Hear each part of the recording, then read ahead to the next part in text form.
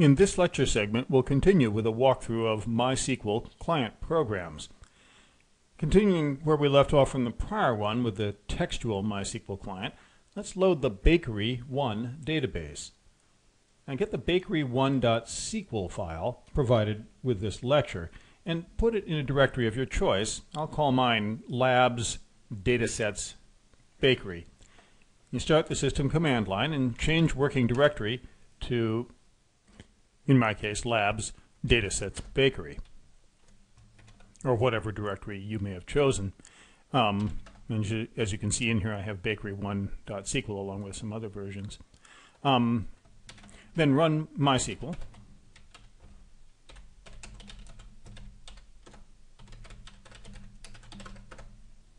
And again, to reiterate from the prior lecture, please do this yourself for real on screen, along with my steps in the lecture here. Now, you can, by the way, run the database from the MySQL from some other directory, but then you need to provide a full path to the argument of the command we're about to do in step 3.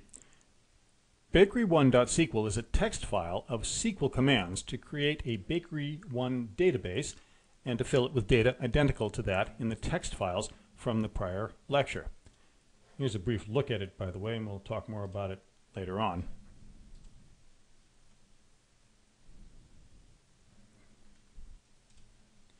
Now you run the bakery1.sql file thus: source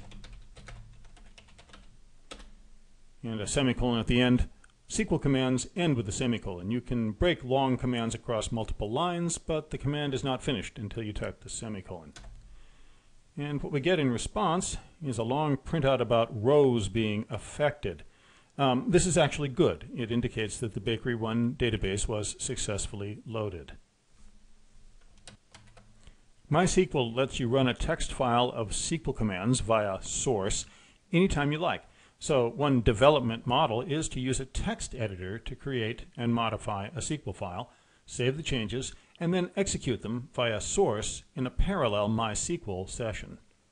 You can also use MySQL like a script interpreter by hand entering SQL commands, and we'll use the script interpreter approach in much of the lecture.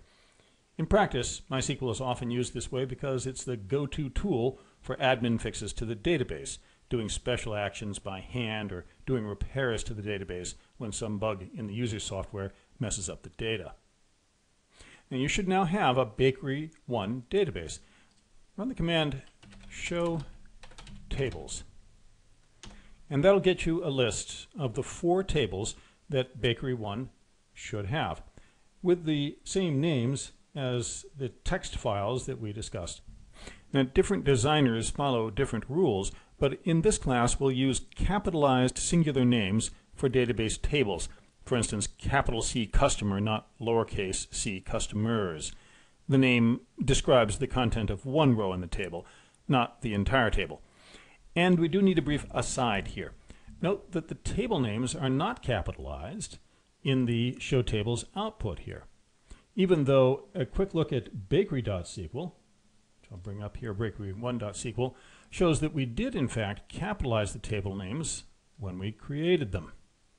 SQL is case insensitive with respect to keywords, and Microsoft implementations of MySQL are even case insensitive with respect to names of tables and columns, and simply show them all in lowercase even if you named them with capitals.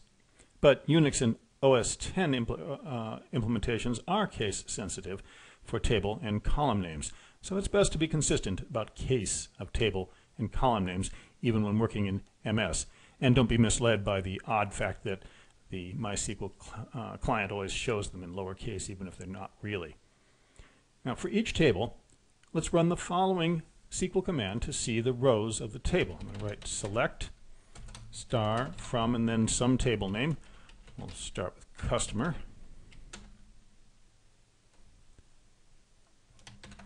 We'll do a lot with select in the coming lectures, but for now just take that statement to mean dump all the contents of such and such a table.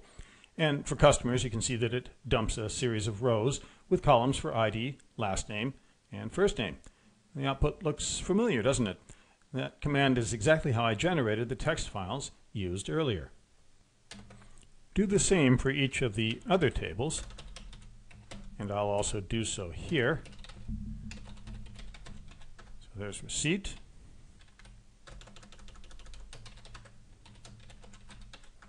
line item,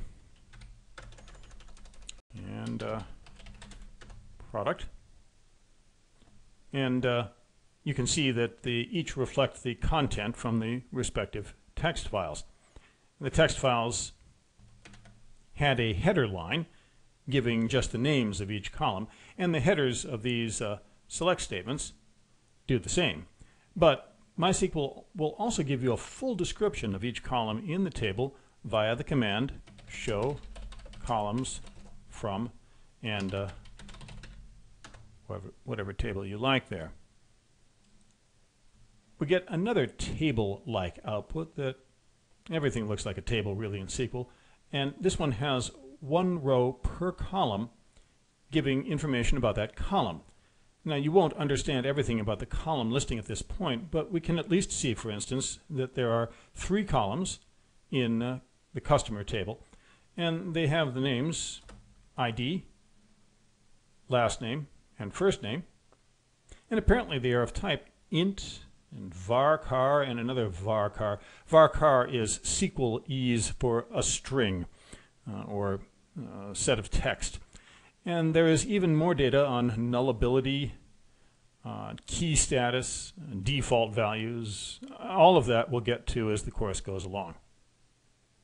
Now, unlike the select command, the source and the show commands are not technically SQL. Source is specific to MySQL, and show is one of many database administration commands supplied by MySQL. All database management systems have similar, sometimes identical administration commands. You can look up MySQL's entire suite of such commands in the MySQL docs. Question 1, do that now please, and bookmark the pages that you find. Where in the MySQL manual are commands like show documented? Remember, you need to collect a set of document bookmarks. You'll be looking this stuff up a lot. So if you explored that, what you should have found is that under 19.7, database administration statements, at least that's so for the version 5.6 manual. In question 2, what database administration command do I use to set up a new user instead of having to use root all the time? If I want a new user daily allowed to connect from the local host machine, let's say, with the password change me, what do I write? And again, you can look around and maybe do a little bit of SO search, figure out what that takes. And what you should have come up with is something like this command here. Create user daily at localhost to say that it's a user on the local machine, identified by change me as the SQL way of saying that this is the password. Now, you don't need to understand all the database administration commands at this point. Just understand that they are a category of commands separate from standard SQL, that they differ a bit from database management system to database management system, and they let you do things like set up users, look at database table columns, and so forth. Bookmark those pages that are of use as you do this research. Now, we've now created one database, Bakery1. A given MySQL server, however, can host as many different databases as you like. It's not one database per server. Indeed, one of the first things you usually do upon logging into MySQL is choose the database you want to use by the command use.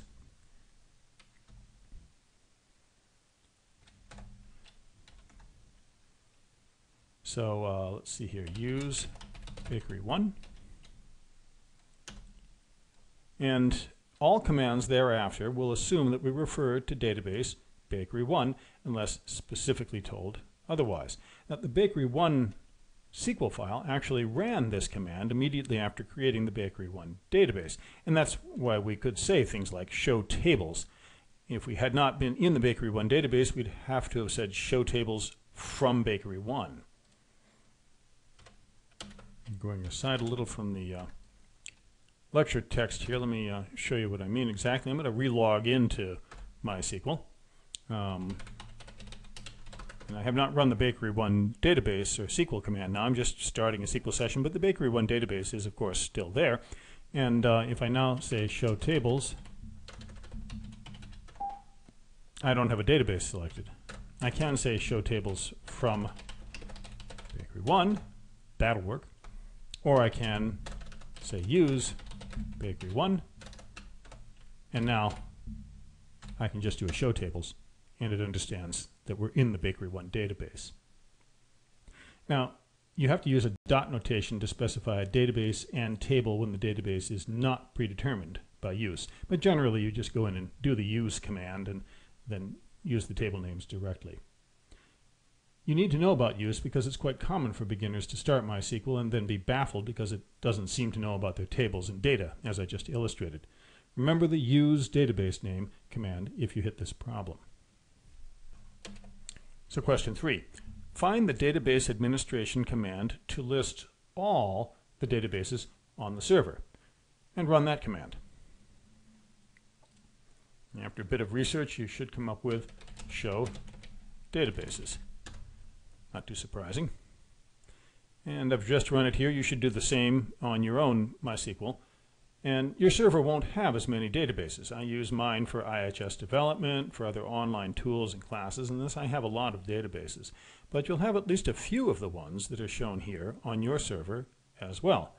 So question 4. Name 3 databases other than Bakery1 that we share in common. And you should come up with stuff like information schema, for instance. And then there's a performance schema down here, and world. These are examples of common databases that are present in every MySQL server. And the MySQL server itself uses small databases to keep track of its users, a list of the databases, their tables. All the stuff that is recorded in the MySQL server is in the form of database tables. DBMSs effectively eat their own dog food, I guess is the term, by using the very database system they provide to maintain their own configuration data. And we'll have more detail on all of that later.